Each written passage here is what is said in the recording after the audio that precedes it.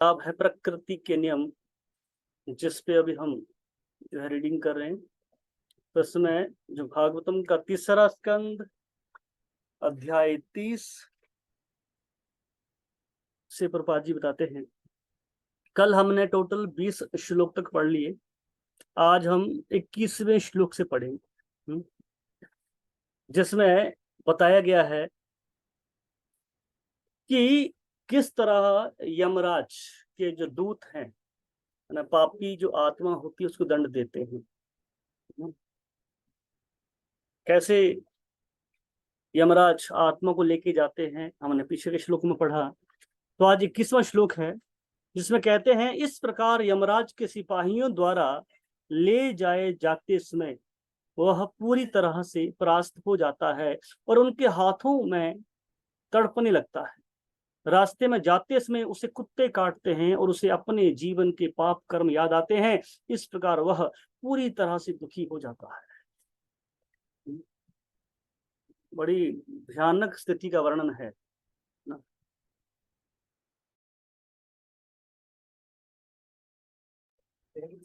तो बड़ी भयंकर अवस्था है।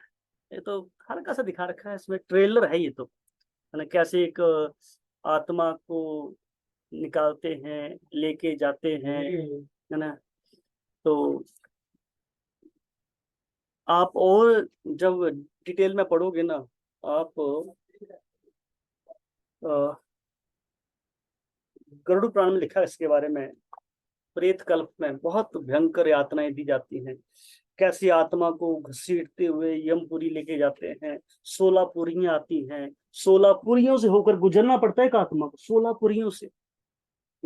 और हर पुरी में हर पुरी में उसको क्या होता है, वहां पे उसकी पेशी होती है हर पुरी में, है ना। वो स्थान जहां पर यम के दूत जो होते हैं उस व्यक्ति को दंड देते हैं, उसको यातनाएं देते हैं। बड़ी भयंकर स्थिति है। वहां पे व्यक्ति चिल्लाता है, पिछले कर्मों को याद करता है, उसके उसको अपने परिवार वाले भी याद आते हैं। वो तड़पता है वहां पर, तो फिर होता नहीं पास में। लोग कहते हैं सब ये अंधविश्वास है। ठीक है, आप अंधविश्वास मानिए, जब बीतेगी तो पता चल जाएगा। जैसे कुछ लोग कहते हैं ना, ये भूत प्रेत सब अंधविश्वास है। मैं कहता हूँ जिनको लगा उनसे पूछिए कितनों के अंधविश्वास है ना। जिनके ऊपर बीतती है वो जानता है कितना अंधविश्वास है। प्रकृति में, इस संसार में जैसे देवता है वैसे असुर भी हैं, इंसान है, भूत प्रेत पिशाच सब कुछ होता है। आप इनसे भाग नहीं सकते। इन सब का व्यक्ति को सामना करना ही पड़ता है, उस रास्ते से गुजरना ही पड़ता है। तो बड़ा भयंकर स्थिति का वर्णन है पद्म इसमें गरुड़ पुराण के अंदर। तो पर यहाँ पर प्रभुपाद जी बता रहे हैं कि जब वो उसको यमदूत लेके जाते हैं और रास्ते में तड़पता है यमदूतों के हाथों, उसको मारते हैं यमदूत। कहते हैं ना, जिस व्यक्ति ने अपने जीवन में कभी किसी का भला नहीं किया होता है, कोई किसी को पानी नहीं पिलाता, खाना नहीं खिलाता, उसको रास्ते में कुछ नहीं मिलता। इतनी भयंकर दुखदायक स्थिति होती है ना वहां की, व्यक्ति रूह काम जाती है। आप पढ़ोगे कभी, कोशिश करिएगा। चलो अभी तो क्लासेस लीजिए, पहले पहले अभी तो मत पढ़िए, पर अगर आप पढ़ो गरुड़ पुराण में, तो उसमें वर्णन है कि कैसे कैसे उसको मारते हैं, घसीटते हैं। और पानी तक नहीं पिलाते। सर पे इतना गर्मी होती है, नीचे बालू होती है, रेत होती है जो गर्म होती है, रास्ते में पेड़ नहीं होते, पानी मांगते तब भी मारा जाता है उसको। इतनी भयंकर स्थिति होती है नरक जाते टाइम। आगे कहते हैं, इस श्लोक से ऐसा प्रतीत होता है कि इस लोक से यमलोक जाते समय यमराज के दूतों द्वारा बंदी बनाया गया अपराधी को मार्ग में अनेक कुत्ते मिलते हैं। अनेक कुत्ते मिलते हैं जो उसे इंद्र तृप्ति के अपराध कर्मों का स्मरण कराने के लिए भौंकते हैं और उसे काटते हैं। श्रीमद् भगवद गीता में कहा गया है कि जब कोई इंद्र तृप्ति की इच्छा से उन्मत्त होता है तो वह प्राय अंधा बन जाता है।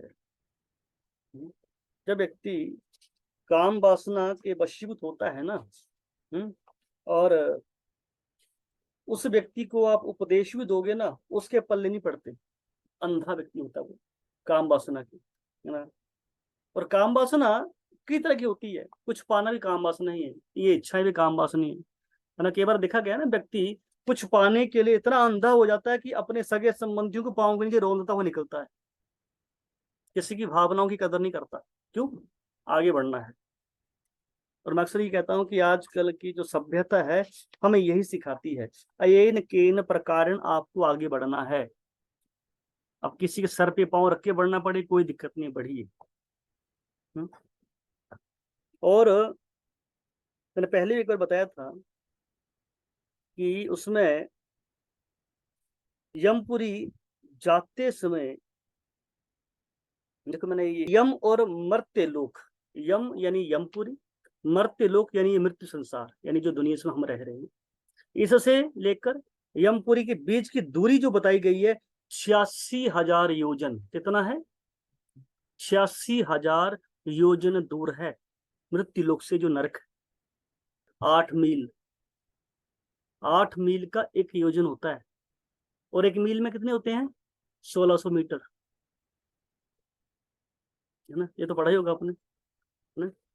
8 मील का एक योजन, तो कितनी दूरी बताई गई है? 16,000 योजन। इतना लंबा उसको जो है सफर तय करना पड़ता है। जैसे एक कोस कितना आता है? एक कोस 2 मील के बराबर होता है। एक मील जो मैंने बताया आपको तो कितना? 1600 मीटर का होता है। तो ऐसे करके 8 मील का एक योजन हुआ, और 8 मील बनता 13 किलोमीटर का। 8 मील मतलब 13 किलोमीटर। तो आप अगर कैलकुलेशन करोगे इस तरह से, तो तकरीबन बताया गया है 1,11,08,000 किलोमीटर की दूरी है। 1,11,08,000 किलोमीटर की दूरी पड़ती है।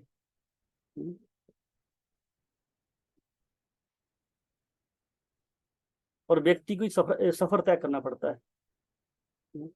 कितने दिन लगते हैं? 348 दिन लगते हैं यमपुरी पहुंचने में। लोग कहते हैं ना कि मरे गए, मर के तुरंत व्यक्ति पहुंचता, नहीं पहुंचता। 348 दिन की जर्नी है। और ये ना बाई ट्रेन है ना बाई फ्लाइट है। बाई 11 नंबर आई है, 11 नंबर की बस से जाना पड़ता है, यानी पैदल। और यम के दूत उसको घसीट के मार के लेके जाते हैं। जैसे आप देखते हैं ना, इस यहाँ पर जो कोई लोग पापी होते हैं या जो लोग क्रिमिनल होते हैं, उनको पुलिस वाले कैसे घसीट के लेके जाते हैं, कैसे मारते हुए लेके जाते हैं, वैसे ही ना, जो कुकर्मी व्यक्ति को दंड मिलता ही मिलता है, उससे भाग नहीं सकता। आगे कहते हैं, श्रीमद् भगवत गीता में कहा गया है कि जब कोई इंद्र तृप्ति की इच्छा से उन्मत्त हो जाता है तो वह पराया अंधा बन जाता है और सारा ज्ञान खो देता है। वह सब कुछ भूल जाता है। जब कोई इंद्र तृप्ति के प्रति अत्यधिक आसक्त होता है तो उसकी बुद्धि मारी जाती है, और वह भूल जाता है कि इसका परिणाम भी उसको भोगना पड़ेगा। यहाँ पर यमराज द्वारा पाले गए कुत्तों द्वारा उसे अपनी इंद्र तृप्ति के कार्यों का स्मरण कराने का अवसर दिया जाता है। जब हम स्थूल शरीर में रहते हैं तो आधुनिक सरकारें भी इंद्र तृप्ति के ऐसे कर्मों को प्रोत्साहित करती हैं। सारे विश्व में अनेक देशों की सरकारें ऐसे कर्मों को गर्भ निरोध के रूप में प्रोत्साहित देती हैं। स्त्रियों को गोलियां दी जाती हैं और गर्भपात में सहायता लेने के लिए अस्पतालों में जाने की छूट दी जाती है। यह इंद्र तृप्ति के परिणाम स्वरूप चलता रहता है। वस्तुतः संभोग अच्छी संतान को जन्म देने के लिए है, किंतु इंद्रियों पर किसी प्रकार का संयम न रखने से तथा इंद्रियों को वश में करने की शिक्षा देने वाले संस्थानों के ना होने से बेचारे लोग इंद्रिय तृप्ति के अपराधों के शिकार हो जाते हैं, और मृत्यु के पश्चात उन्हें किस प्रकार दंडित किया जाता है इसका वर्णन श्रीमद् भागवतम के इन पृष्ठों में हुआ है। तो प्रभुपाद जी बता रहे हैं यहाँ पर कि व्यक्ति जब जाता है यमपुरी, उसको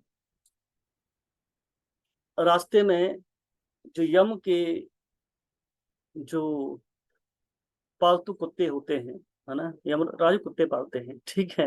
और घर के अंदर नहीं पालते, बाहर रखते हैं, ड्यूटी के लिए रखे हैं उन्होंने, है ना। लोग घरों के अंदर कुत्ते पालते हैं, गाय घर के बाहर, कुत्ते घर के अंदर। ना, और मुंह चाटते कुत्ते उनके, क्या बात देखा गया है।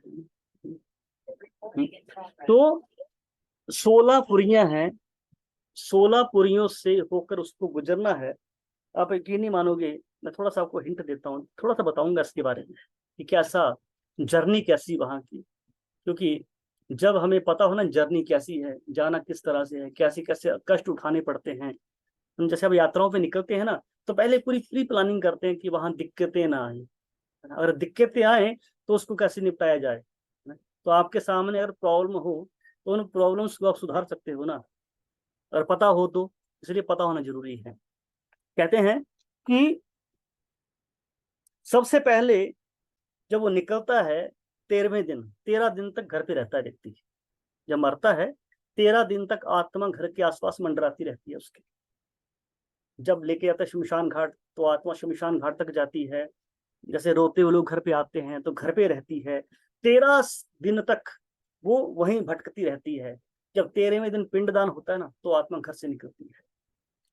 तो जब निकलेगी, तो 16 पुरियां हैं जिनके नाम बताए गए, याम्य, शौरीपुर, नगेंद्र भवन, गंधर्वपुर, शैलगम, क्रौंच, क्रूरपुर, विचित्र भवन, वहेपाद, दुखद, नानाक्रंदपुर, सुतप्त भवन, रौद्र, पर्यवर्षण, शीताढय और बहुभीति। ये है टोटल 16 पुरियां जिनसे होके व्यक्ति को जाना पड़ता है।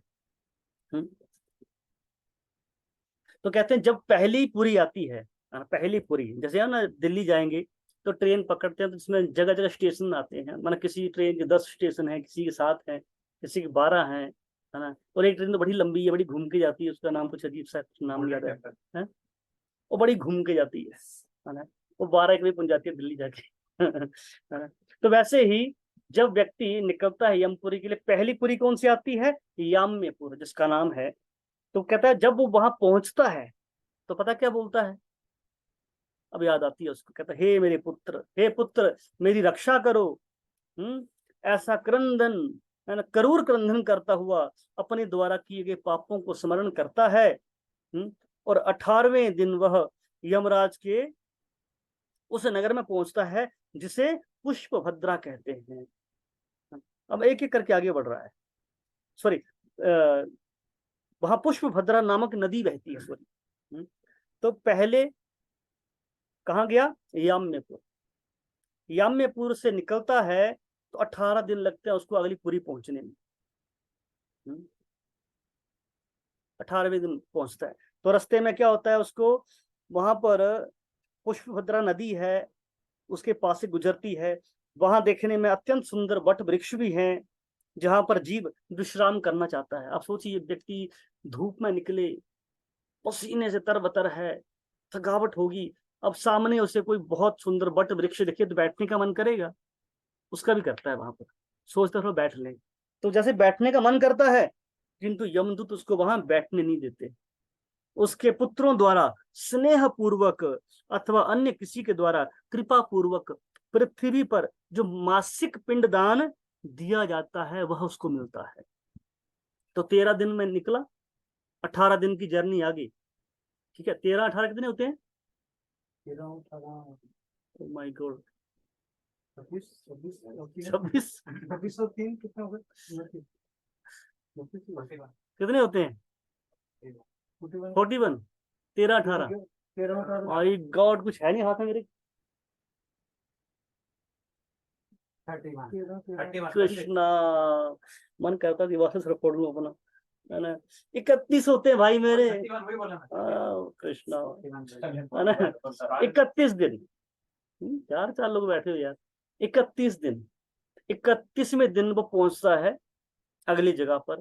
तब तक पूरा 1 महीना हो जाता है उसको घर पे मरे हुए। याद उसे कहते हैं मास्क, ना मास्क कहते हैं उसको, मासक यानी पहला महीना उसको हो जाता है। तो घर पे 1 महीना होने के बाद पिंड दिया जाता है, वो पिंड उसको खाने को मिलता है, उसका पहला भोजन है। उसके बीच उसको खाने को नहीं मिलता। 13वें दिन खाया उसने, मरा, तब पिंड देते हैं उसको।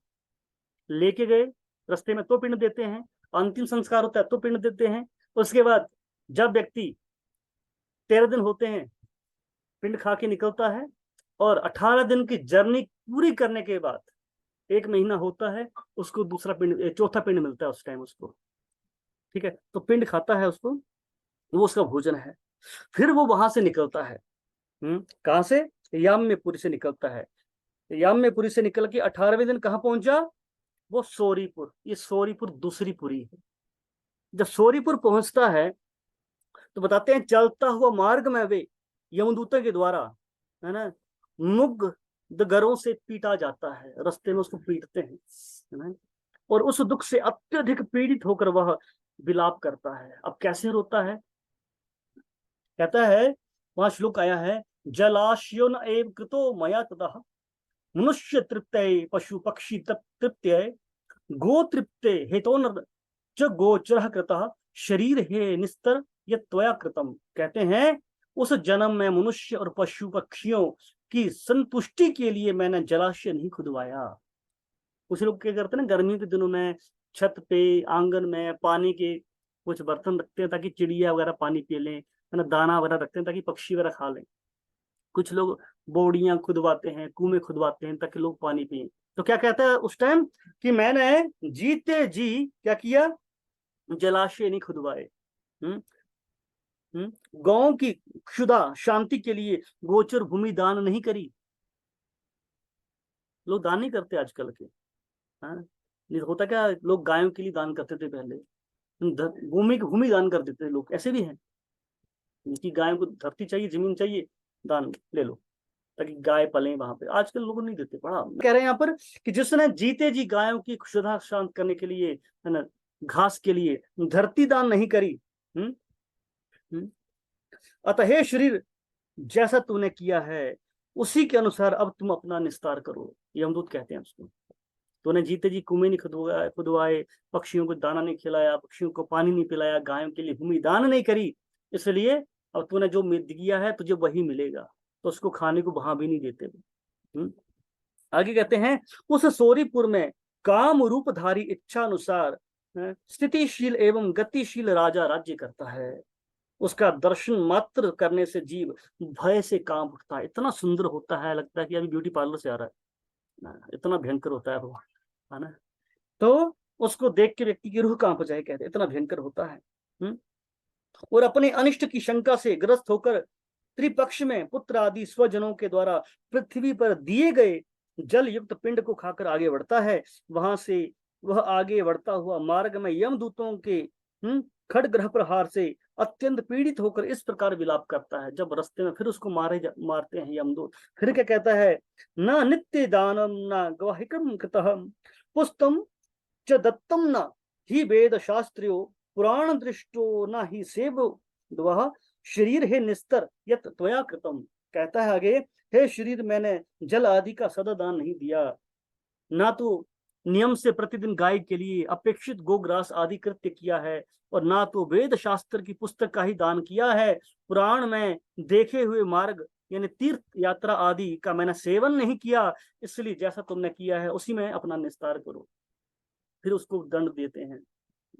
क्या कहते हैं कि तूने जीवन पर्यंत जल का दान नहीं किया, गाय के लिए, फिर बता रहे तूने गोग्रास नहीं दिया, वेद शास्त्र ग्रंथों का तूने दान नहीं किया, है ना। अपने जीवन व्यक्ति को दान करना चाहिए, ग्रंथों को दान करना चाहिए, ग्रंथ लेके बांटनी चाहिए।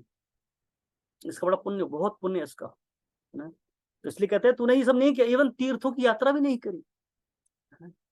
जब तीर्थ जाने की बारी आती है तो व्यक्ति के कहता है घर गृहस्थी के बारे में सोचता है, तीर्थ यात्रा जाएंगे कि घर गृहस्थी संभालेंगे। लोग तीर्थ में भी नहीं जाना चाहते, बड़ी शर्म की बात है। सुबह से लेकर शाम तक गधे की तरह कमाएंगे। हम इससे अच्छे तो विदेशी लोग हैं बेचारे। रशिया के डिवोटी इतने आते हैं हमारे यहाँ, वृंदावन, दिल्ली, मायापुर में एक एक महीने के लिए आते हैं। और इतनी अमीरी भी नहीं है वहां पर, बर्फ गिरती है, अनाज नहीं होता। और डिवोटी मैंने सुना है साल भर पैसा बचाते हैं, एक एक पाई पाई बचाएंगे। क्यों? साल में एक बार भारत आना है, वृंदावन जाना है, मायापुर जाना है, जगन्नाथपुरी जाना है। देखिए उनको, देखिए वो भी कमाते हैं, वो भी खाते हैं, पर वो तीर्थ यात्रा नहीं छोड़ते। और एक एक महीने के लिए, हमारे यहाँ तो 10 दिन निकलना मुश्किल हो जाता है। फिर आगे बढ़ते हैं तो 2 पुरियां उसने क्रॉस कर ली, अब तीसरी पुरी आती है जिसे कहते हैं नगेंद्र नगर है। और जैसे नगेंद्र नगर पहुंचता है वहां पर अपने बंधु बांधवों के द्वारा दूसरे महीने में दिए गए अन्नदान को खाकर आगे की ओर प्रस्थान करता है। तो उसको जो रास्ते में फिर जो पिंड मिला ना उसको खाता है, फिर आगे बढ़ता है, जो दूसरे महीने का पिंड था। चलते हुए उसके ऊपर यमदूतों द्वारा कृपाण की मुट्ठियों से प्रहार किए जाने पर वो फिर चिल्लाता है, विलाप करता है। क्या कहता है? पराधीनम भूत सर्वम मम मूर्ख श्रोमणे महता पुण्य योगेन मानुष्यम लब्धवान। हम कहते हैं बहुत बड़े पुण्यों को करने के पश्चात मुझे मनुष्य योनि प्राप्त हुई थी। तो जी महता पुण्य योगेन बोला गया है, महता पुण्य योगेन मानुष्यम लब्धवान, कि बहुत बड़े पुण्य किए थे तब जाके मुझे मनुष्य योनि प्राप्त हुई थी, किंतु मुझ मूर्खाधिराज का सब कुछ पराधीन हो गया, अर्थात मनुष्य योनि प्राप्त करके भी मैं सत्कर्म न कर सका। सत्कर्म न कर सका। तब उसे याद आती है कि काश मैंने कुछ पुण्य कर्म किए होते, काश मैं कुछ दान करता, काश कुछ भक्ति कर लेता। रास्ते में चिल्लाता है, रोता है। फिर इस तरह वो आगे बढ़ता है, इस तरह विलाप करता हुआ जब तीसरे मास के पूरा होते ही वो गंधर्व नगर पहुंचता है। अब गंधर्व नगर चौथा पुरी है, चौथी पुरी है ये। अब 3 महीने हो चुके हैं, अब निकला है आगे गंधर्व नगर के लिए। तो गंधर्व नगर पहुंचता है, तदनंतर समर्पित किए गए तृतीय मासिक पिंड को वहां खाता है और पुनः आगे की ओर चल देता है। मार्ग में यमदूत उसको कृपाण के अग्रभाग से मारते हैं, जिससे आहत होकर वह पुनः इस प्रकार विलाप करता है। क्या विलाप करता है? कहते हैं मया न दत्तम न हुतम हुताशने तपो न तप्तम हिम शैल ग्रहणे न सेवितम गांग महो महाजलम शरीर है निस्तर ये त्वया कृतम। कहता है मैंने कोई दान नहीं दिया, अग्नि में आहुति नहीं डाली, और ना तो हिमालय की गुफा में जाकर तप किया। अरे मैं इतना नीच हूं कि गंगा के परम पवित्र जल का भी सेवन नहीं किया, इसलिए हे शरीर तूने जैसा कर्म किया है उसी के अनुसार अपना निस्तार करो। ऐसे बढ़ता है। फिर उसके बाद वो निकलता है। हे पक्षिन, कौन कहता है? भगवान नारायण गरुड़ जी से कहते हैं, हे पक्षिन चौथे मास में जीव शैलागमपुर पहुंचता है। शैलागमपुर चौथे मास में पहुंचा, ये 5वीं पुरी है, ठीक है। वहां उसके ऊपर निरंतर पत्थरों की वर्षा होती है। पुत्र के द्वारा दी गई चतुर्थ मासिक श्राद्ध को प्राप्त कर वह जीव सरकते हुए चलता है। सरकते हुए क्यों? अब पत्थरों की मार हो रही है उसके ऊपर, चल नहीं पाता, इतनी चोटें आती हैं उसको, तो रेंगते हुए चलता है व्यक्ति। किंतु पत्थरों के प्रहार से अत्यंत पीड़ित होकर वह गिर पड़ता है और रोते हुए कहता है, अब क्या कहता है? न ज्ञान मार्गो न च योग मार्गो न कर्म मार्गो न च भक्ति मार्ग न साधु संगात किम अपि श्रुतम मया शरीर है निस्तय त्वया कृतम। कहता है मैंने तो ज्ञान मार्ग का सेवन भी नहीं किया, कोई ज्ञान नहीं लिया कभी किसी से, न योग मार्ग का सेवन किया, न कर्म मार्ग किया, और न ही भक्ति मार्ग को अपनाया। या कर्म मार्ग को न शास्त्रों के अनुसार कर्म की बात हो रही है, अपने मन घड़ंत कर्म की बात नहीं हो रही है। जो आया वो किया, वो कर्म नहीं है। कर्म मीन्स जो शास्त्र कहते हैं वो कर्म है। तो ना मैंने क्या कह रहे हैं, ज्ञान मार्ग का सेवन किया, ना योग मार्ग का सेवन किया, ना कर्म मार्ग को अपनाया, और ना ही भक्ति मार्ग को अपनाया, और ना ही क्या बोला, ना साधु संगात किम अपि श्रुतम मया, मैंने साधु संग नहीं किया, उनसे श्रवण भी नहीं किया जो मेरे हितैषी होते हैं। साधु को बोला कि हितैषी है ना, उनका संग नहीं किया, उनसे श्रवण नहीं किया, है ना। तो हे शरीर, तूने जैसा कर्म किया था वैसा ही तुम निस्तार पाओ, वैसा ही तुम्हें मिलेगा। तो इस तरह वो आगे बढ़ता है छठी पुरी के लिए। छठी पुरी यानी मृत्यु के 5 महीने होते हैं ना, तो 5वें मास के कुछ कम दिनों में वो, यानी 5 महीने पूरे हुए नहीं है, कुछ महीने बचे हैं, तो पहुंचता है क्रौंचपुर। क्रौंचपुर एक छठी पुरी है। उस समय पुत्र आदि के द्वारा दिए गए उन षाणमासिक श्राद्ध के पिंड का और जल का सेवन करके वो 1 घड़ी विश्राम करता है। 1 घड़ी कितनी होती है पता है आपको? 24 मिनट की। 1 घड़ी मीन्स 24 मिनट। अब लिखा करिए जो बताता हूँ, काम की चीजें होती हैं। ठीक है, 1 घड़ी 24 मिनट। तो उसको 1 घड़ी, 1 घड़ी 24 मिनट, 2 घड़ी 1 मुहूर्त बन जाता है, यानी 48 मिनट का। ठीक है, तो उसको 24 मिनट का आराम मिलता है, यानी रेस्ट मिलता है। इसके बाद वो आगे बढ़ता है 7वीं पुरी के लिए। फिर कहता है, हे कश्यप पुत्र। कौन है? अरे गरुड़ जी। कश्यप पुत्र है ना। तो बिनता कद्रु वो थी ना। ठीक है, तो किसके पुत्र हैं ये? बिनता के पुत्र हैं ये उनकी जो पत्नी बिनता के पुत्र हैं। कद्रु के सांप हुए, बिनता के गरुड़ जी हुए। गरुड़ जी और अरुण जी। अरुण जो है सूर्य देव के क्या है? सारथी हैं। ठीक है, तो ये आगे बढ़ते हैं। कहते हैं, हे कश्यप पुत्र। इसके बाद 6ठे मास में जीव क्रूरपुर की ओर चल देता है। क्रूरपुर जगह का नाम है, जो 7वीं पुरी है। मार्ग में वह पृथ्वी पर दिए गए 5म मासिक पिंड को खाकर और जल को पीकर आगे बढ़ता है। तत्पश्चात वह क्रूरपुर की ओर फिर बढ़ता है, किंतु यमदूत मार्ग में उसको पट्टिशों यानी अस्त्र विशेष द्वारा मारते हैं, जिससे वह गिर पड़ता है और इस प्रकार विलाप कर। अब क्या बोलता है?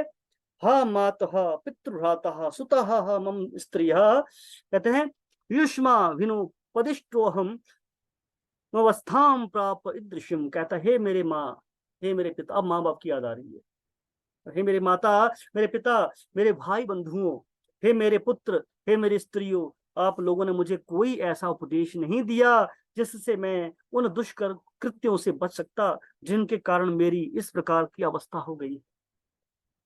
अगर माँ बाप बच्चों को उपदेश दें तो ऐसे ना रोए। अब ये माँ बाप को कोस रहा है, माँ बाप को कोस रहा है, हे मेरी माँ, हे मेरे बाप, हे मेरे भाई, मेरे बंधु, मेरी पत्नी, और उसकी शादी हो चुकी होगी तो, और मेरे पुत्रों। कहता है, मुझे आपने उस टाइम को उपदेश नहीं दिया, और दिया होता तो आज मेरी अवस्था ऐसी ना होती। हुँ? हुँ? इस प्रकार विलाप करते हुए उस जीव से यमदूत कहते हैं, अरे मूर्ख, तेरी कहाँ माता है, कहाँ पिता है, कहाँ स्त्री है, कहाँ पुत्र है, और कहाँ तेरा मित्र है? तू अकेला ही चलते हुए इस मार्ग में अपने द्वारा किए गए दुष्कृत्यों के फल का उपभोग कर। हे मूर्ख, तू जान ले, इस मार्ग में चलने वाले लोगों को दूसरे की शक्ति का आश्रय करना व्यर्थ है। परलोक में जाने के लिए पराये आश्रय की आवश्यकता नहीं होती। वहां स्वकर्मार्जित यानी अपने कर्मों से जो अर्जित पुण्य होता है ना, वही साथ देता है। तुम्हारा तो उसी मार्ग से गमन निश्चित है जिस मार्ग में किसी क्रय विक्रय द्वारा भी अपेक्षित सुख साधन संग्रह नहीं किया जा सकता। क्या बोला जा रहा है यहाँ पे? कि यहाँ तेरा को साथ नहीं देने वाला। तेरे ना पति, ना तेरे बच्चे, ना तेरी औलाद, ना तेरा भाई बंधु, तेरे माँ बाप, तेरा कोई साथ नहीं आने वाला। तो अकेला चलेगा। इसलिए हम कहते हैं कि व्यक्ति को अपने कर्म सुधारने चाहिए। आज इंसान बड़े चाव से मांस खाता है, वो यही नहीं देख रहा कि आगे की गति क्या होगी उसकी। आज इंसान कुकर्म करता है, कहता कल किसने देखा है, कल किसने देखा है। जब कल देखेगा तो ऐसी हालत होती है उसकी। आज भजन करना भारी लगता है, थोड़ा कष्ट उठा लेंगे भजन करने में, तो वो कष्ट नहीं देखना पड़ेगा हम सुन रहे हैं आज। ठीक है, ये कष्ट ज्यादा है, ये भजन करना ज्यादा कष्टदायक है। ये कष्ट ज्यादा है कि मंगलाते उठना ज्यादा कष्ट है। ये कष्ट ज्यादा है कि थोड़ी बहुत तपस्या करना, एकादशी करना भारी है। ये सारे कष्ट छोटे हैं, पता आपको, ये ज्यादा कष्ट नहीं है। ज्यादा कष्ट तो ये है जब ऐसी अवस्था में व्यक्ति पहुंचेगा ना, कुछ नहीं कर पाएगा। कुछ नहीं कह सकता। तब वो आगे बढ़ता है 8वीं पुरी के लिए। 7 पुरियां करो कर चुका, 8वीं पुरी के लिए बढ़ता है। इसके बाद जीव विचित्र नगर के लिए चल देता है। रास्ते में यमदूत उसको शूल से प्रहार से आहत कर देते हैं, जिसके कारण वह दूषित होकर इस प्रकार विलाप करता है। अब क्या बोलता है? कहता है, कुत्र यामी न हि गामी जीवितम हा मृतस्य मरणम पुनर्नवय, कहते हैं हाय मैं कहाँ चल रहा हूँ, मैं तो निश्चित ही अब जीवित नहीं रहना चाहता, फिर भी जीवित हूँ। मेरे मरे हुए प्राणी की मृत्यु पुनः नहीं होती। कहते हैं मरे हुए प्राणी की मृत्यु द्वारा नहीं होती। क्यों? क्योंकि उसको अब यातना शरीर दिया जा चुका है। एक शरीर मर चुका है उसका, जो स्थूल शरीर था। अब सूक्ष्म शरीर जो जाता है, यातना शरीर मिलती है उसको आगे जाकर। अब यातना शरीर मरता नहीं कभी भी, कष्ट उतना ही होता है जितना इस शरीर में होता है, सेम कष्ट का अनुभव होगा, पर मर नहीं पाएगा। तो कहता है मरे हुए का द्वारा मृत्यु भी नहीं होती। इतना रोता है, इतना बिलखता है वहां पर। हुँ? हुँ? इस प्रकार विलाप करता हुआ वह जीव यातना शरीर धारण करके विचित्र नगर में जाता है, जहां पर विचित्र नाम का राजा राज्य करता है। वहां का राजा विचित्र है जिसका नाम है। वहां पर वह शामासिक पिंड से अपनी क्षुधा को शांत करके आगे आने वाले नगर की ओर चल देता है। तो छठे मास का जो पिंड था उसको वो यहाँ मिलता है, फिर आगे बढ़ता है। मार्ग में यमदूत उसे भाले से मारते हैं, जिससे संत्रस्त होकर वह इस प्रकार विलाप करता। अब क्या बोलता है? कहते हैं माता भ्राता पिता पुत्र को अपि में वर्तते नव यो मामुद्धरते पापम पतंतम दुख सागरे। कहता है हे माता पिता भाई पुत्र कोई है अथवा नहीं है जो इस दुख से मुझे निकाल सके, मुझ पापी का उद्धार कर सके। अब इस तरह चिल्ला रहा है व्यक्ति।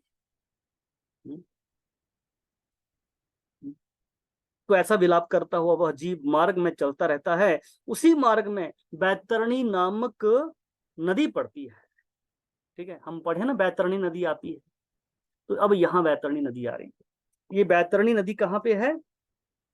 8वीं पुरी से निकलता है 9वीं पुरी के लिए। ठीक है, ठीक है, जो विचित्र नगर है ना, विचित्र नगर क्रॉस किया। ठीक है, और विचित्र नगर क्रॉस करते हुए वो जाता है, वहपद है, वहपद ये जो पुरी है, तो वहवापद पुरी के लिए जाता है। तो रास्ते में आती बैतरणी नदी। तो अब बैतरणी नदी आती है, कहते हैं जो 100 योजन चौड़ी है। कितनी? 100 योजन चौड़ी। कितना हुई? 1600 किलोमीटर। 1600 किलोमीटर। ठीक है, 800 मील, 1600 किलोमीटर। 1600 किलोमीटर चौड़ी नदी है जिसका नाम है बैतरणी नदी। और उसमें है क्या? रक्त है, पीव है, पस कहते हैं ना, पस, रक्त और पस उसमें होता है, उसकी नदी है। जैसे ही मृतक उस नदी के तट पर पहुंचता है, वैसे ही वहां पर नाव वाले मल्लाह आदि उसको देखकर ये कहते हैं कि यदि तुमने बैतरणी गो का दान दिया है तो इस नाव पर सवार हो जाओ और सुखपूर्वक उस नदी को पार कर लो। जिसने बैतरणी नामक गो दान दिया है वही सुखपूर्वक इस नदी को पार कर सकता है। जिस व्यक्ति ने बैतरणी गो का दान नहीं दिया है उसको नाविक हाथ पकड़कर घसीटते हुए ले जाते हैं। तेज और नुकीली चोंच से कौवा, बगुला, उल्लुक नामक पक्षी अपने प्रहार से उसे अत्यंत व्यथित कर देते हैं। हे पक्षिन, अंत समय आने पर मनुष्यों के लिए बैतरणी का दान ही हितकारी है। यदि प्राणी अपने जीवन काल में बैतरणी नामक गाय का दान देता है तो वह गो समस्त पापों को विनष्ट कर देती है और उसको यमलोक न ले जाकर विष्णु लोक तक पहुंचा देती है। और हम क्या देखते हैं, लोग आते हैं हमारे पास, केवल गौशाला में आते हैं, हाँ जी आपकी गाय ले जाएं, है ना, कोई भी गाय उठाते हैं वो ले जाते हैं।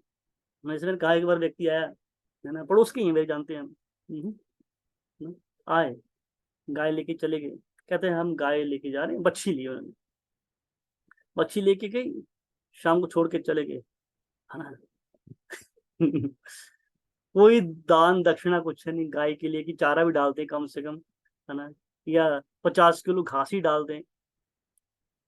इतने झोल है दुनिया में, इतनी ठगी है, आप सोच भी नहीं सकते। हम सोचते हैं यहाँ से गाय ली, और पंडित को 100-500 रुपए दे देते हैं, हाँ जी हो गया गोदान, हो गया गोदान। अरे तुम, धोखा, पंडित दे रहा धोखा उन लोगों को, पंडित धोखा कर रहा है देखा जाए तो।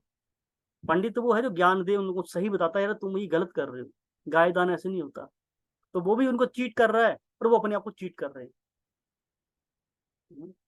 तो जिसने बैतरणी नदी पार करनी है उसको बोला गया उसको गोदान करना चाहिए, बैतरणी गाय का, है ना। हम पढ़ेंगे कैसी होती है आगे, हम देखेंगे, चर्चा करेंगे।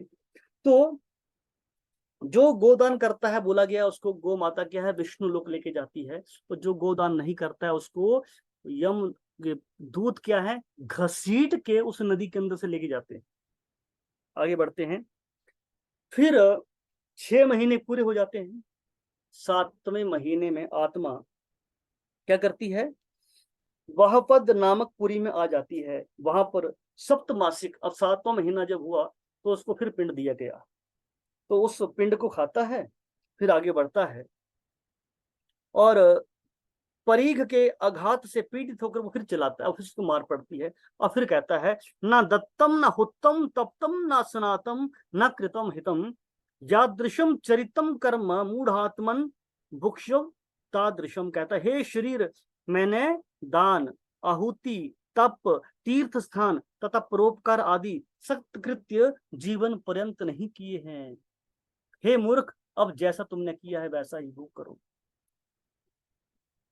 तो उसके बाद कहता हे ताक्ष, इसके बाद वह जीव 8वें मास में दुखदपुर पहुंचता है। अब 8वां महीना जाता है और दुखदपुर पहुंचता है। वहां स्वजनों के द्वारा दिए गए अष्टमासिक पिंड और जल का सेवन करता है। तो जो 8वें महीने जो पिंड दान देते हैं वो उसको खाने को मिलता है।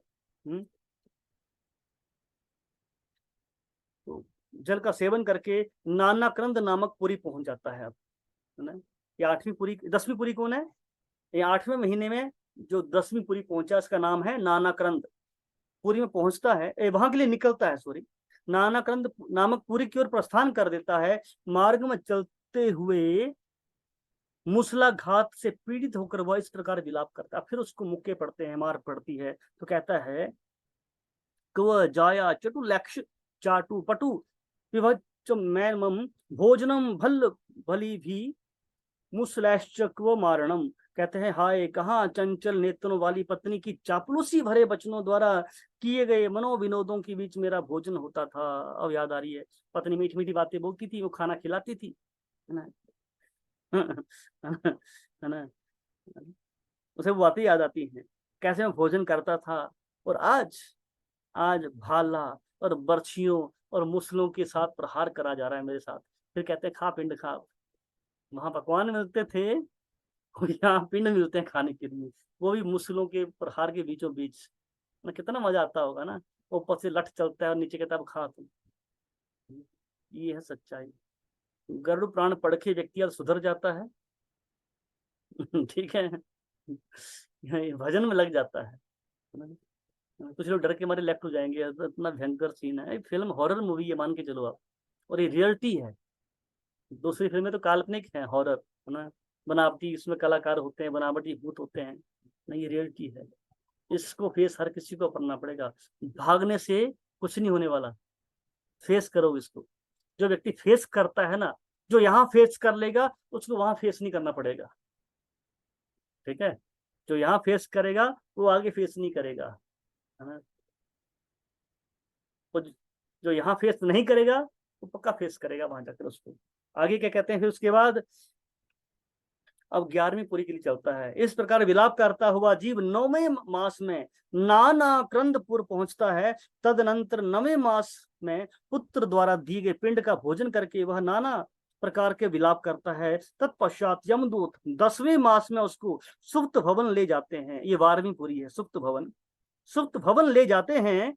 मार्ग में वे उसको हल से मारते पीटते हैं, जिससे आहत होकर वो फिर विलाप करता है। क्या कहता है, क्व सुनु पेश कलह पाद संवाहनम क्व दूत वज्र प्रति करहि मत पद कर्षणम। कहता है, हाय, कहाँ पुत्रों के कोमल कोमल हाथों से मेरे पैर दाबे जाते थे, है ना। अब याद आ रहा कि बेटे मेरे मेरे पांव दबाया करते थे।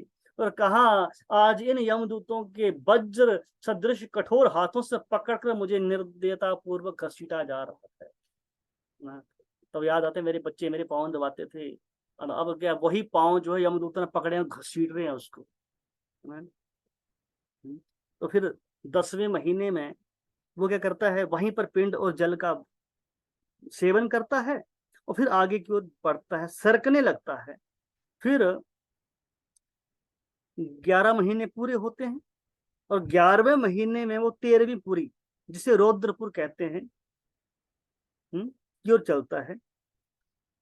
तो वहां जब पहुंचता है 10वें महीने में, वो 13वीं पूरी यानी कि रौद्रपुर पहुंच जाता है, तो मार्ग में यमदूत जैसे ही उसकी पीठ पर प्रहार करते हैं, वो चिल्लाते हुए फिर विलाप करता है। क्या कहता है, सतूल सॉरी क्वाहम सतुली शयने परिवर्तने क्षणे क्षणे भट हस्त भ्रष्ट यष्टि कृष्टा कृष्टा व पापुनः। कहते कहा मैं रुई से बने हुए अत्यंत कोमल गद्दे पर लेटकर प्रतिक्षण करवटें बदलता था। हाय हाय, स्लीप वेल की गद्दे याद आते हैं उसको, ना कितने कितने नरम नरम गद्दे थे, वहां लेटा करता था, करवटें लेता था। और आज यमदूतों के हाथों से निर्दयता पूर्वक मारी जा रही लाठियों के प्रहार से पीठ से करवट बदल रहा हूं, है ना। पहले सोते हुए करवटें लेता था, अब जब उसे लठ चलता है, मार पड़ती है ना, तो फिर करवटें बदलता है, पर वो जमीन पे बदलता है। ठीक है, कराहते हुए दर्द से। My God. हे द्विज, इसके पश्चात वह जीव पृथ्वी पर दिए गए जल सहित पिंड को खाकर पयोवर्षण नामक नगर की ओर प्रस्थान करता है ना। पयोवर्षण नामक नगर की ओर बढ़ता है। रास्ते में यमदूत कुल्हाड़ी से उसे उसके सिर पर प्रहार करते हैं, मैंने अब कुल्हाड़ी से मार रहे हैं। ये 14वीं पुरी है, उसको मारते हैं रास्ते में। फिर हताहत होकर वो इस प्रकार विलाप करता है। क्या कहता है, अब फिर चिल्लाता, कहता है को भृत्य कोमल करैगंध तैल सेचनम। अब तेल की याद आ रही है उसको, सर पे उसकी मालिश करते थे ना। कहता है वह भृत्य कोमल, है ना, कोमल करे कर हाथ होते हैं ना, तो कोमल कोमल हाथों की याद आ रही है ना। गंध तैल है, तेल से, सुगंधित तेल से क्या कहती है, उसकी सेचन मालिश होती थी ना। कह, अब कहता है कह कि नाशय नुगह क्रोधा कुठार है शीर्षे व्यथा। हाय कहा भृत्यों के कोमल कोमल हाथों से मेरे सिर पर सुवसित तेल की मालिश होती थी, और कहा आज क्रोध से परिपूर्ण यमदूतों के हाथों से मेरे सिर पर कुल्हाड़ियों का प्रहार हो रहा है। कितनी भयंकर स्थिति है, सोचिए। तो इस तरह फिर वो पिटता है, फिर आगे बढ़ता है। 16 पुरियां हम देख ही लेते हैं, देखे नहीं 16 पुरियां, 14 तो हो ही गई, 2 और बची, देख लेते हैं ना। आगे कहते हैं इस पर, इस तरह वो इस पर्यवर्षण नामक नगर में वह मृतक उना शब्दिक श्राद्ध का दुख पूर्वक उपभोग करता है। अब यहाँ भी उसको श्राद्ध का जो है खाने को मिलता है, पिंड जो है। तदनंतर 1 साल बीतता है, तो तदनंतर वर्ष बीतते ही वो शीताढ़ नगर की ओर चल देता है। मार्ग में बढ़ते हुए उस मृतक की जीवा को यमदूत छुरी से काटते हैं, जीवा काटी जाती है उसकी।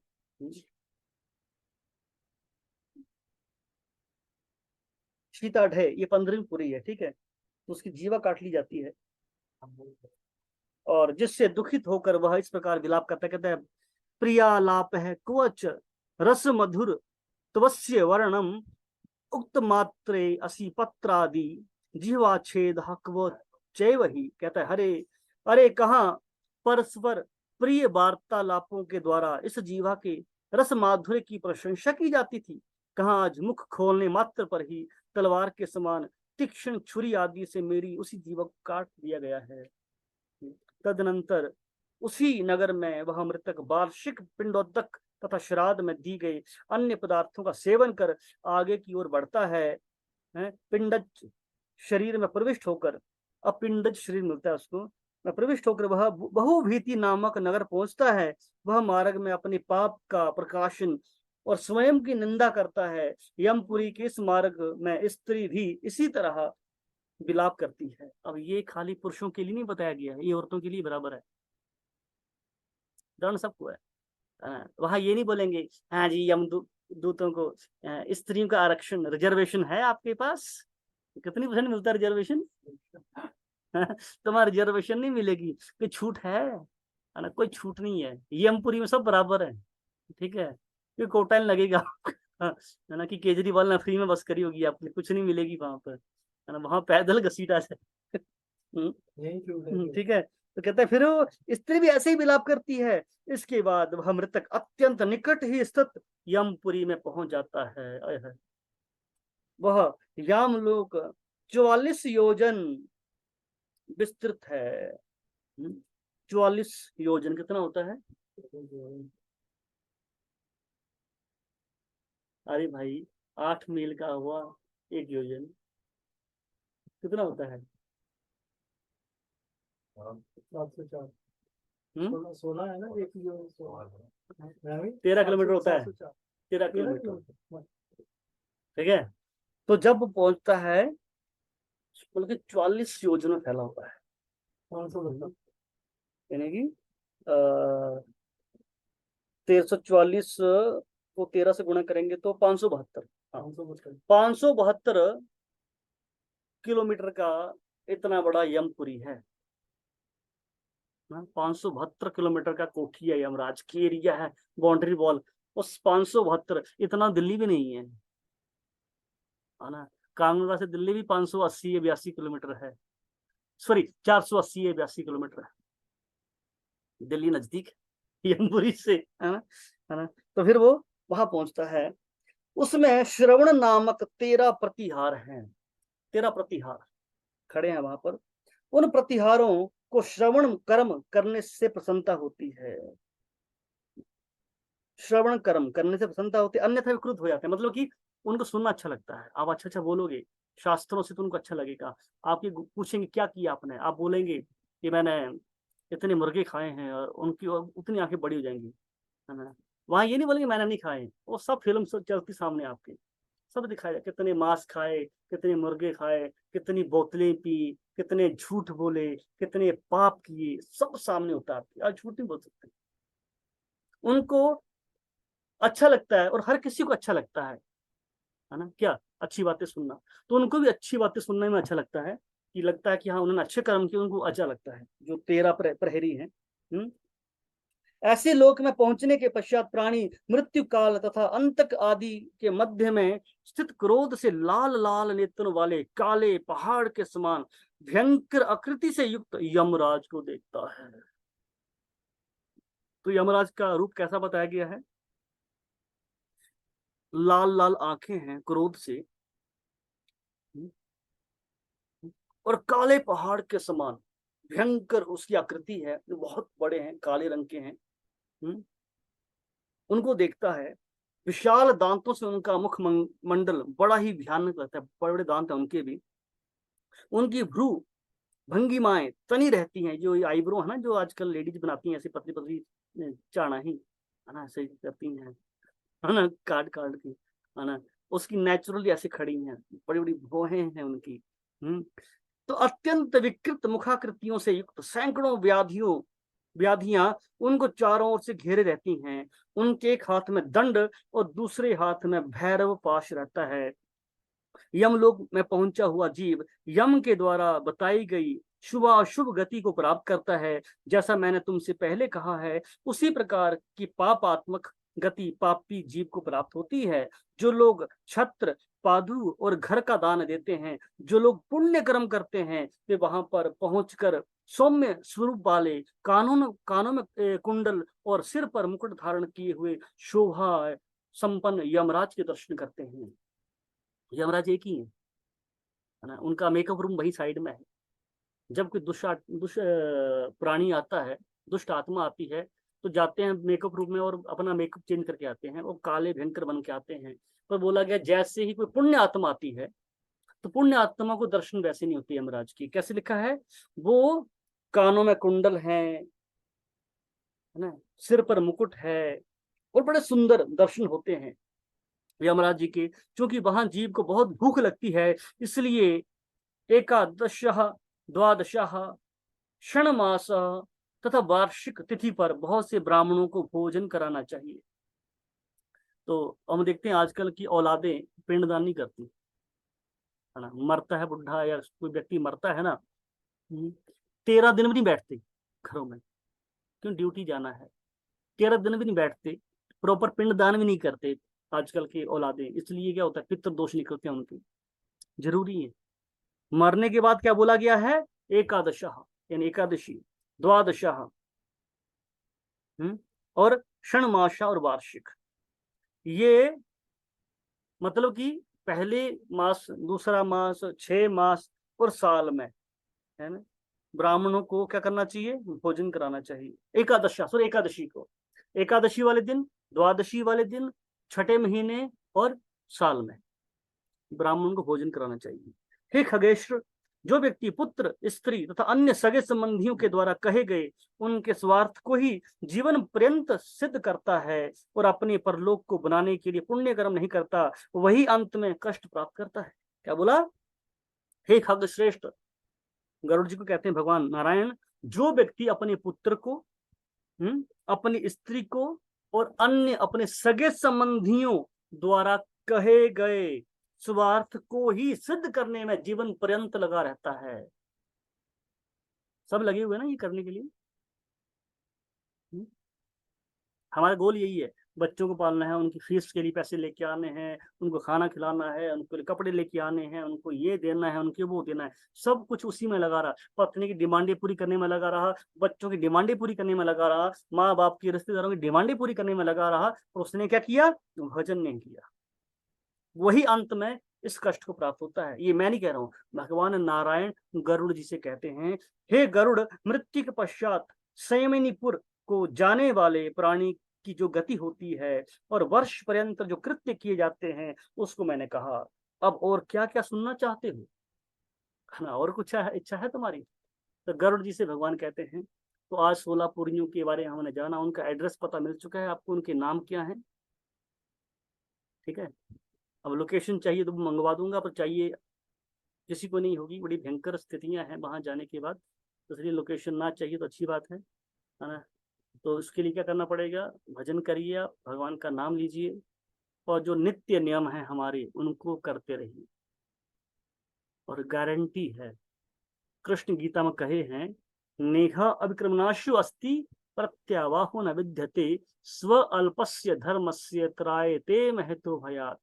कृष्ण गीता में कहे हैं दूसरे अध्याय के 40वें श्लोक में कि अर्जुन, जो थोड़ी सी भक्ति कर लेगा ना मेरी, नियम से, ये नहीं कहा अपने मन से, मन से नहीं, नियम से, जो मैंने कहा है गीता में, और जो मेरे कहे शब्दों को रिपीट करते हैं साधु संत भक्त, उनके अनुसार जो भक्ति करेगा, नेहा अविक्रमणाशु अस्ति प्रत्यावाहन विद्यते स्व अल्प से लिखा है, थोड़ी सी भक्ति भी साधु के आदेशों के अनुसार कर लेता है, त्रायते महतो भया, बड़े से बड़े भय से व्यक्ति बच जाएगा। इसलिए हमारे पास साधन है, हमारे पास विधि भी है, करना कैसे है, अब करना आपको है, ठीक है। तो यहीं पे आज एक ही श्लोक लिया है ना, बड़ा सुंदर था, तो मैंने सोचा क्यों ना आज यमपुरी के दर्शन करवा ही दूं, ताकि, है ना, गलत काम करते हैं हम थोड़े बहुत जो हैं, ऐसा तो नहीं आप तो करते होंगे, नहीं गारंटी है कि आप भक्त हैं सारे आप, है ना, पर आपने सुना है तो आप आगे औरों को भी बता सकते हैं कि देखो ये सब पाप है। प्लीज हमें बचना इन पाप कृत्यों से, और औरों को भी बचाना है, औरों को बताना है इस बारे में, तो आप लोगों को गीता पढ़ने के लिए प्रेरित करिए उनको, ठीक है। तो कोई प्रश्न है किसी का आज के श्लोक से संबंधित तो हो सकता है। यस, कनिका माता, चंद्र कनिका माता बोले, यस, अरे कनिका माता जी, जी, यस दंडवत, बोली बोली। ने बताया कि ब्राह्मण भोजन कराना चाहिए, तो एकादशी के दिन तो ना ही दान करते हैं उस दिन। तो जी एकादशी के मैंने अन्न भोजन की बात करी, तो मैंने नॉन वेज की और फुलके की बात नहीं करी, मैंने एकादशी प्रसाद की बात करी है। ब्राह्मण को एकादशी का प्रसाद करवाना चाहिए, ठीक है, ठीक अन्न ठीक नहीं ठीक खिलाना है है, प्रभु जी, एकादशी मेरी समझ। जी। ठीक ठीक है प्रभु जी, हरे कृष्ण। वैष्णवों को भोजन एकादशी के दिन करवाना चाहिए, ठीक है, एकादशी द्वादशी 2 शब्द लिखे हैं, ठीक है, एकादशी को भी, द्वादशी को भी, छठे महीने भी, साल को भी, ठीक है। ओके, बताइए आगे क्वेश्चन पूछिए जल्दी से। हरे कृष्णा प्रभु जी। हरे कृष्ण माता जी। प्रभु जी, जैसे हम भक्ति करते हैं और हमसे कोई पाप हो जाता है, तो प्रभु जी हमें भी ऐसे फल मिलेगा पाप का? जाने अनजाने पाप हो, थोड़े बहुत पाप हो तो चलता है, पर जानबूझ के पाप करें उसका कोई दंड नहीं, उसकी कोई पश्चाताप नहीं, ठीक है, मतलब उसका दंड मिलता ही मिलता है। तो जानबूझ के नहीं करना है, गलती से हो जाए तो चलता है, ठीक है, और नाम जब करते रहेंगे तो कोई दिक्कत नहीं, ठीक है, कोशिश करिए बचने की, ठीक है। हरे कृष्णा प्रभु जी, पंचांग प्रणाम। जी चंद्रकांता मते बोलिए।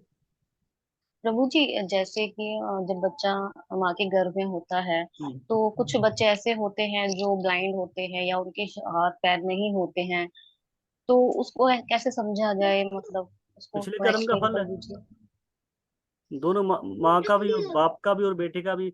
उस औलाद ने, जो बच्चा पैदा हुआ, पिछले जन्म में कोई कर्म किया था, उसने हाथ पांव काटे होंगे किसी के, इसलिए पैदा हुआ, तो अपंग पैदा हुआ है। नहीं बेटा प्रभु अपने जी। कर्म को भोगता है।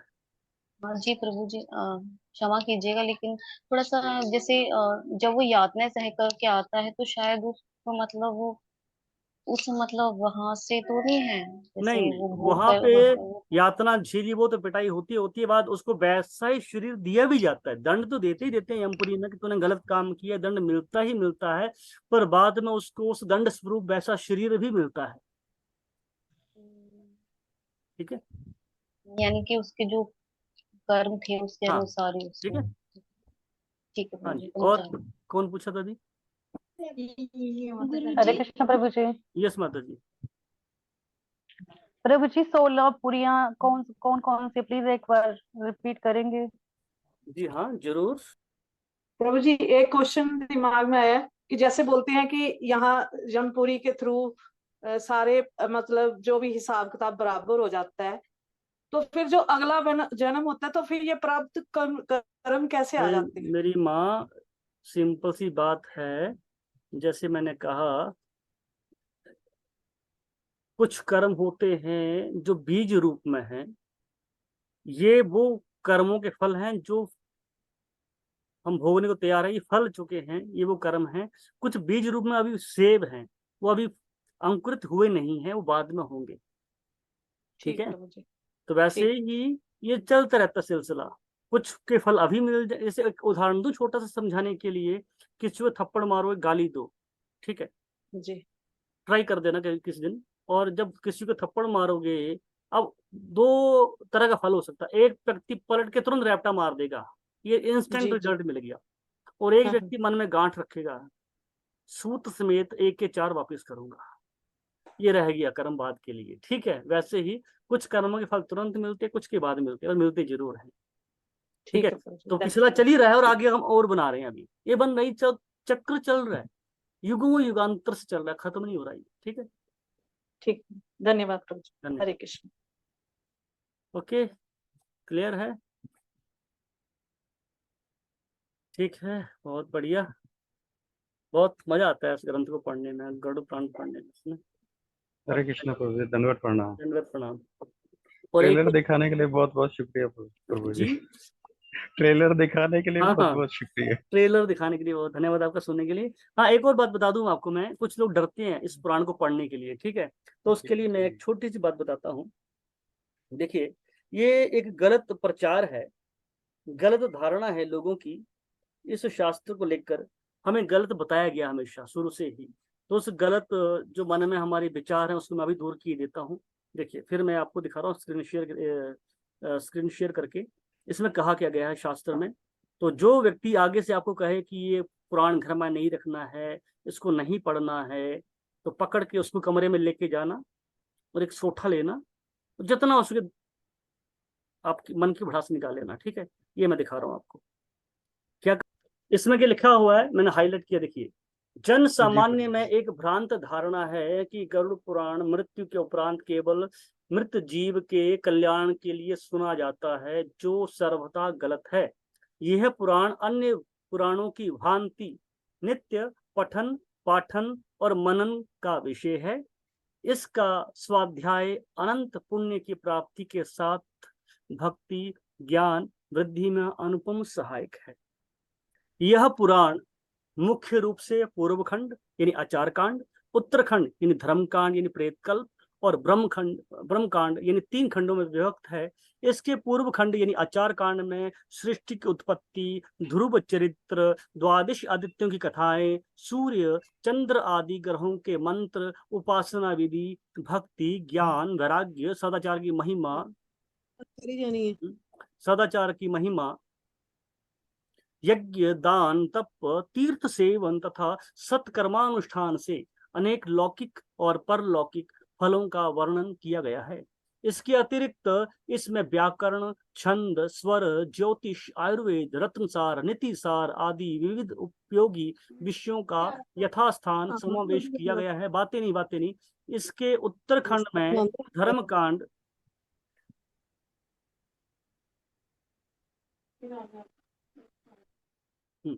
इसके उत्तरखंड में धर्मकांड, प्रेतकल्प का विवेचन विशेष महत्वपूर्ण है। इसमें मरणासन व्यक्ति के कल्याण के लिए विविध दानों का निरूपण किया गया है। मृत्यु के बाद और्ध्वदैहिक संस्कार, पिंडदान, श्राद्ध, सपिंडीकरण, कर्म विपाक तथा पापों के प्रायश्चित के विधान आदि का विस्तृत वर्णन किया गया है। इसके अतिरिक्त इसमें कुछ पुरुषार्थ, चतुष्ट, धर्म, अर्थ, काम और मोक्ष के साधनों के साथ आत्मज्ञान का सुंदर प्रतिपादन है। अब बताइए, तो कितना हमें गलत बोला गया, कितना हमें कंफ्यूज किया गया, कितना अज्ञान फैलाया गया इस पुराण के चलते। ये पुराण और पुराणों की तरह ही रोज पढ़ने योग्य है, घर में रखने योग्य है।